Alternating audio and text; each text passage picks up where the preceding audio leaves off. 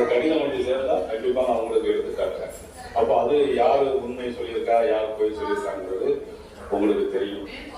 அதை இது எதையும் குற்றம் சாட்டுவதற்காக தமிழ்நாடு முதலமைச்சரை எடுத்த உடனே நேரில் போய் பார்த்து பேசிட முடியாது. ஏற்கனவே அவருக்கு ஏதாவது தொடர்பு இருந்திருந்தால் தான் இந்த மாதிரி ஒரு முடிவு எடுத்திருக்க முடியும் என்பது எல்லோருடைய கருத்தாக இருக்கு. அதை அவர்களை பற்றி குறை சொல்வதற்கு நான் ஒன்றும் சொல்வதற்கு இல்லை.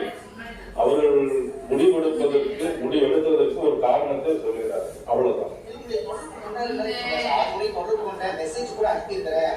இல்ல, எனக்கு எதுவும் வரல. ஆதாரம் அவருக்கு இருக்குமா இருக்கும், அவர் சொல்லியிருப்பாரு. அவர் சொல்றதுதான் ஆதாரமா இருக்குமே தவிர ஆதாரம் அவருடைய கையில் இருக்காது. நான் தான் அவரை தொடர்பு கொண்டேன். அவருக்கு முதலமைச்சர் ஸ்டாலின் போவதற்கு முதல் நாள் நான் அவரை தொடர்பு கொண்டேன்.